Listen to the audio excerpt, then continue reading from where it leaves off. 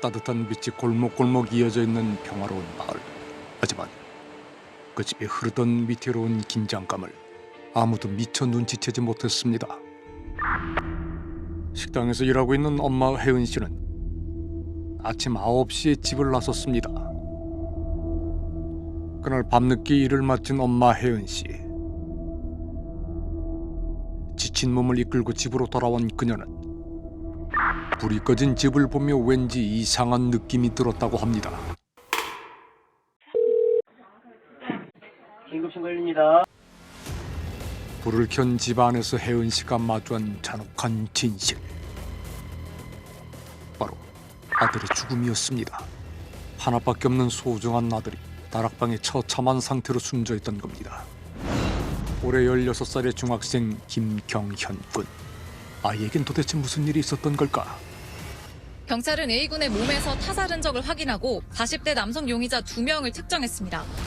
곧 사람들 앞에 모습이 드러난 2명의 살인자. 신상 공개 결정됐기 때문에 마스크 잠시 내려주십시오. 마스크 한 번만 내려주십시오. 마스크 잠시 내려주십시오. 유족에게 하실 말씀 없습니까? 10대 중학생을 잔인하게 살해한 이들은 48살의 백광석과 그를 도운 46살의 김신아. 오후 3시 16분 사람들의 눈을 피해 좁은 공간에 위치한 낮은 담벼락을 타고 지붕으로 올라간 백광석과 김신아. 그들은 그곳을 걸어올라 지붕 위에 위치한 다락방의 창문을 통해 침입했던 것으로 보입니다. 최초 발견 당시 경현군은 손과 발이 테이프로 묶여 있었고 무언가에 목이 졸려 있는 상태였다고 합니다. 가장 치명적인 상처는 목의 허리띠 자국이에요. 그래서 폭이 한 3.5cm 가량 되는 일정한 폭의 사큰이라고 표현을 하는 그 줄에 끈 목을 졸린 흔적이 나타나서 그게 직접적인 사망 원인이 된 것 같습니다. 엄마 혜은 씨와 사실혼 관계로 부부 생활을 하며 경현군과 불과 2달 전까지 한 집에서 생활했던 백광석. 살인자의 또 다른 이름은 아버지였습니다. 하나밖에 없는 소중한 아들. 엄마는 아들의 죽음이 아직도 믿기지 않습니다. 걱정하지 마, 엄마. 엄마 시킬 거니까는 난 남자잖아. 항상 그렇게 얘기했어요. 그러니까 죽을 때까지. 하나밖에 없는 소중한 아들. 속 깊고 정이 많았던 경현군은 엄마 혜은 씨의 삶의 이유이자 전부였습니다. 왜 그 애를 죽였는지 이해가 안 가요. 그렇게 잔인하게 죽인 게. 그는 대체 무슨 이유로 엄마와 아들의 삶을 이토록 잔혹하게 파괴시킨 걸까? 백광석 씨, 저희 SBS입니다. 처음부터 아이가 목표셨어요? 왜 살인을 저지른 거예요? 아이가 선생님 아버지라고 불렀던 거 아세요? 아버지라는 이름의 살인자는 여전히 아무런 대답이 없습니다. 사건이 발생했던 지난 7월 백광석이 집을 나간 후 엄마 혜은 씨와 경현군은 둘만 집에서 지내던 상황이었다고 합니다. 여름방학이 시작됐지만 폭염과 코로나로 인해 외출도 못하고 집에서 머물렀던 경현군. 그리고 그 시간을 노린 침입자들. 뒤쪽 창문으로 침투했던 걸로 보이거든요. 그들이 선택한 통로는 집에서 유일하게 문이 열려있던 다락방 창문이었습니다. 집 뒤편에 달린 CCTV에는 2명의 불청객들이 침입하는 모습이 고스란히 담겨 있었습니다. 그날 이 방에서 아이는 어떤 끔찍한 일을 겪었던 걸까? 방학을 했기 때문에 집에만 있으면 핸드폰 하니까 2시 15분쯤 전화를 했어요. 전화했더니만 경인아 뭐 하냐 하니까 엄마 밥 먹고 있어 그러더라고요. 점심을 먹고 나른해졌던 걸까? 식사 후 경영군은 바로 2층 다락방으로 올라간 것으로 보입니다. 창문이 열린 틈을 노려 다락방에 침입한 백광석과 김신함은 더운 날씨에 반바지만 입고 낮잠을 청하고 있었을 경현군을 제압하고 잔인하게 살해한 것으로 보입니다. 부검 결과 사망 추정 시간은 엄마와 마지막 통화를 하고 얼마 지나지 않아서였습니다. 지금 확실하게 말씀을 드릴 수 있는 건 일단 위 내용물이 전혀 소화가 안 된 상태로 위 안에 가득 차 있기 때문에 식사 직후에 살해가 된 것으로 판단이 됩니다. 그런데 시신에는 한 가지 특이한 점이 있다고 합니다. 그 생활 반응이라 그래서 손목이 묶여 있을 때 그걸 풀려는 의도 또는 저항하는 과정에서 생기는 출혈 이런 것들의 강도를 가지고 이제 그 당시의 상황을 짐작을 하는데 그런 상처들이 굉장히 약합니다. 백광석보다 신체적으로 건장한 편이었던 경현군의 시신에서 두드러지는 결박흔이나 방어흔이 관찰되지 않았다는 겁니다. 어떤 식으로든지 완벽하게 제압이 되어 있었을 가능성이 있어요. 의식이 거의 소실되거나 그런 식으로 이제 항거 능력이 저하된 상태에서 결박이 이루어졌을 가능성이 있습니다. 경현군의 머리에는 최소 10회 이상의 강한 충격이 가해진 손상들이 남아있었고 두피 안쪽 출혈의 양도 상당했습니다. 몸에 남겨진 흔적으로 범행 순서를 추정해보면 제일 먼저 얼굴과 머리 쪽에 여러 차례 폭행이 집중된 걸로 보입니다. 그 뒤 의식을 완전히 잃은 상태에서 손과 발의 결박이 이루어졌고 다시 손과 허리띠를 이용한 목절림을 당한 후 사망한 것으로 보입니다. 살인자들은 심지어 경연이 코와 입까지 테이프로 막아두는 잔혹함을 보였습니다. 우발적으로 휘두른 폭력으로 보여지지 않는 상황. 백광석은 공범까지 동원해 왜 이토록 잔혹한 범행을 저지른 걸까? 시간을 돌릴 수만 있다면 우연히 그를 만났던 그 시간 전으로 돌아가고 싶다는 엄마 혜연 씨. 그녀가 중학교 동창이었던 백광석을 다시 만난 건 5년 전이었습니다. 이혼해서 경연이가 살다가 이제 백광석을 중간에 식당으로 찾아와갖고 동창이니까 중학교 동창이니까 그 사람 만났다 보니까 이제 어머니 돌아가시고 전에 이제 백광석 씨 인사 소개시켜주면서 이렇게 만나다가 또 어머니 돌아가시고 같은 10월 달쯤부터 들어와서 이 자기 아들 데려와서 네 명이 같이 살게 된 거죠. 각자 이혼의 아픔이 있는 데다 똑같이 아들도 한 명씩 있던 상황. 비슷한 처지다 가족에게 잘하는 모습을 보고 혜은 씨도 조금씩 마음을 열게 됐다고 합니다. 3년 전부터는 4명이 함께 살게 되면서 그렇게 가족이 탄생했습니다. 단 한 가지만 빼면 모든 것이 평범해 보였습니다. 같이 쫓아다니니까 친구들이 오죽했으면 웬만하면 너 나올 때 좀 니네 신랑 안 데리고 오면 안 되니? 이게까지 다. 어딜 가게도 항상 같이 다녀야 되고. 늘 아내와 동행하고 싶어 했던 백광석. 혜은 씨는 그의 애정이 지나치게 느껴지는 날이 늘어갔다고 합니다. 이로 인해 다툼이 잦아지면서 백광석의 폭력성도 심해졌다는 혜은 씨. 그녀는 참기 힘들었지만 아이들에게 상처가 될까 봐 싸움과 화해를 반복했다고 합니다.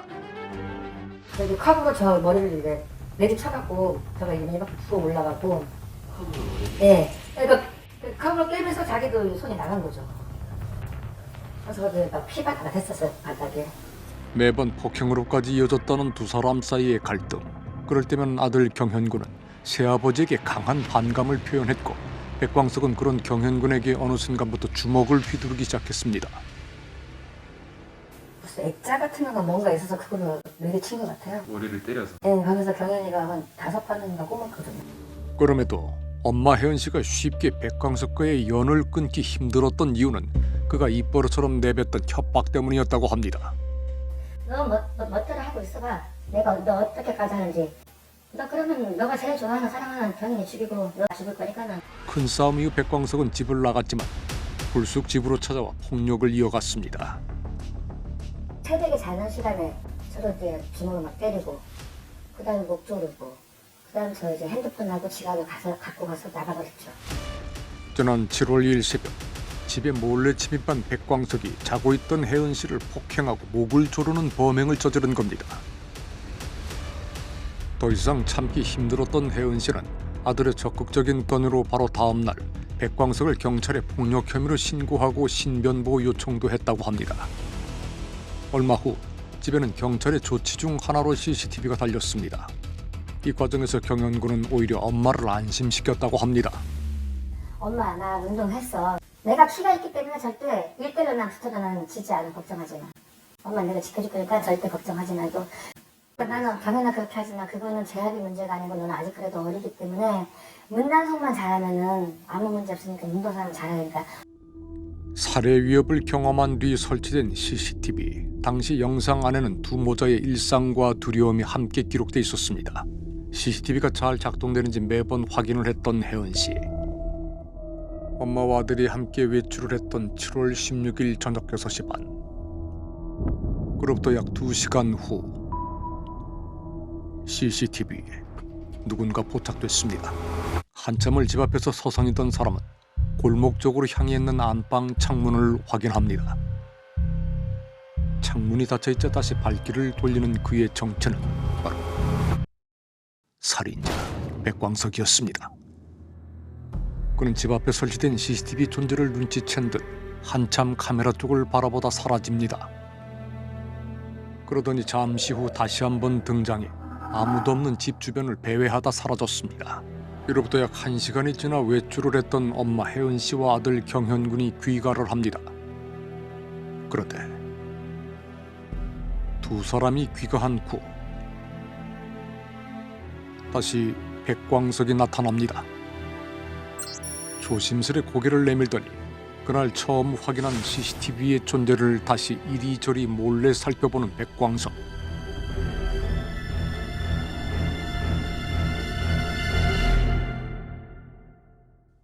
다음날 아침 그가 지난밤에 다녀갔다는 사실을 알 수 없었던 엄마 혜연 씨는 평범한 일상을 이어갔습니다.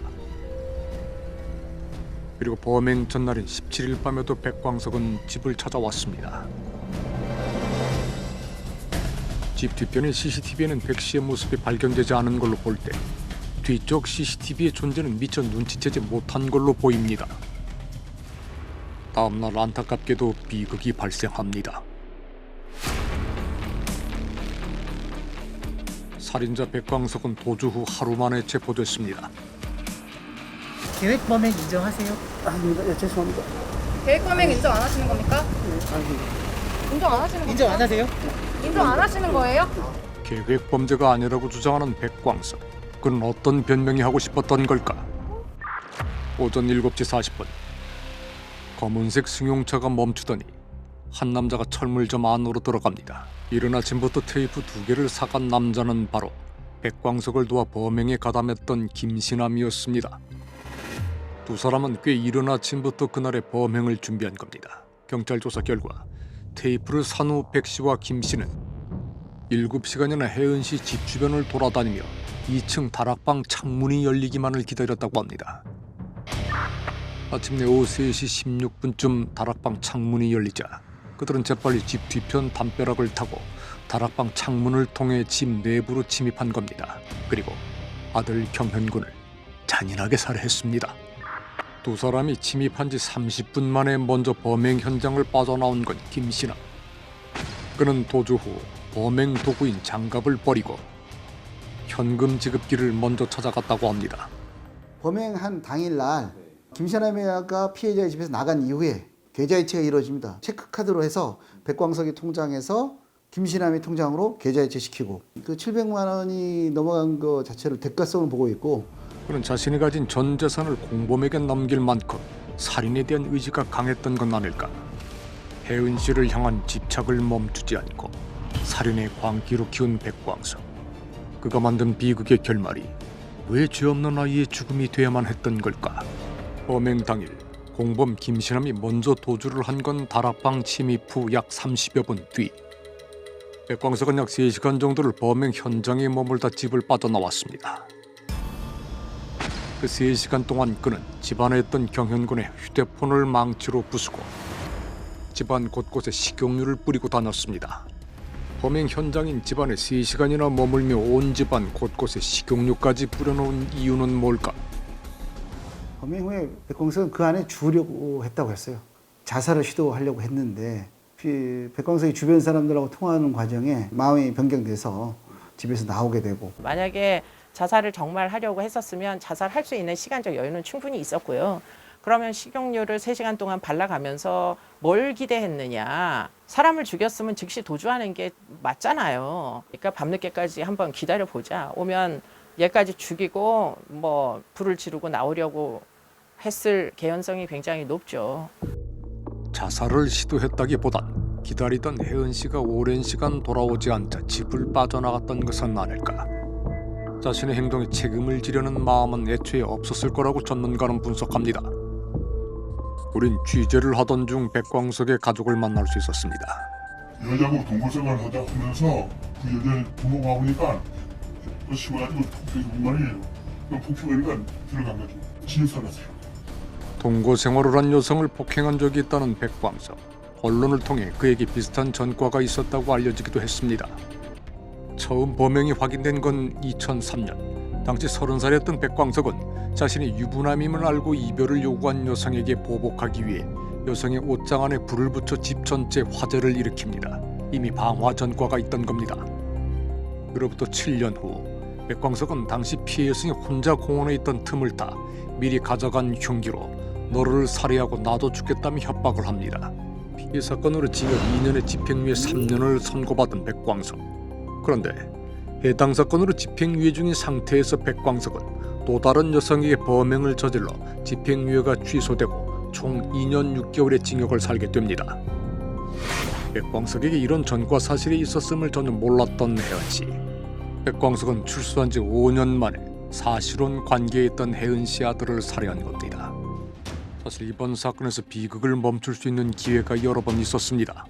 지난 7월 2일 새벽에 침입한 백광석이 자신을 폭행하고 목을 조른 뒤 휴대폰과 지갑을 훔쳐 도주한 사건을 다음날 경찰에 신고했던 혜은 씨. 혜은 씨에게 긴급 임시 조치를 취했고 백광석에게는 접근 금지 명령도 내려졌습니다. 신변보호 프로그램이 가동이 되면서 스마트워치 제공이 결정이 됐지만 담당자의 실수로 두 모자에게 제때 전달되지는 못했습니다.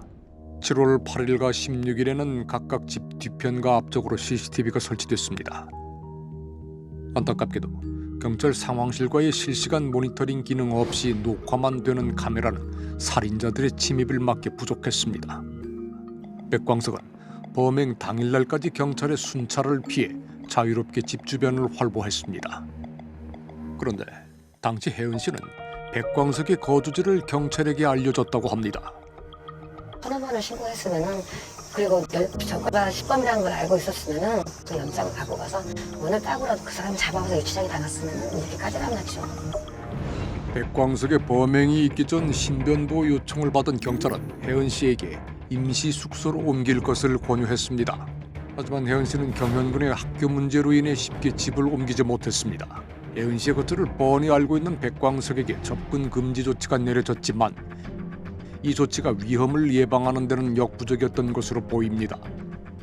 그냥 가해자는 자유분방하게 할 거 다 하고 피해자는 숨어 다니고 애들 다음날 학교도 가야 되는데 직장도 그만두고 숨어 지내야 되는 거, 이것이 굉장히 부당하다라는 거죠. 가해자를 제재하는 데 초점을 두지 않는 이상 이 가정폭력 사건이 해결되기를 원하는 것은 그것은 거의 허구에 가깝다라는 거예요. 피해자를 완벽하게 숨기는 방법으로 이 사건은 해결되지 않습니다. 가해자를 제재하는 방향으로 이제는 법률이 개정돼야 한다고 강조합니다. 이게 정말 안타까운 사건인 게 뭐냐면 이것이 예견이 가능했고 그리고 예방할 수 있었던 문제였어요. 의무체포제도 도입해야 된다고 생각합니다. 미국에서 1984년도에 도입된 제도예요. 가정폭력 현장에 경찰이 출동을 하면 경찰관은 반드시 가해자를 체포해 와야 되는 제도인 거죠. 다음에 만든 법이 강제기소입니다. No drop이라고 해요. 단 한 방울도 흘리지 않는다. 이건 뭐냐면은 가정폭력으로 체포해 왔으면 모두 전원 다 재판에 회부한다. 처벌받게 한다. 백광석의 경우 방화를 하고 흉기로 협박하고 폭행까지 했지만 집행유예 3년과 240시간의 사회봉사 명령이 선고된 바 있습니다. 경현군을 숨지게 한 백광석은 이번엔 어떤 처벌을 받게 될까? 백광석이 죗값을 치른다면 엄마 혜은 씨의 고통은 끝나는 걸까? 언젠간 나온다 해도 저를 또 보고 해서 또 죽일 수가 있는 사람이기 때문에 진짜 우리 장강경이 엄마 때문에 미안해 엄마가 미안해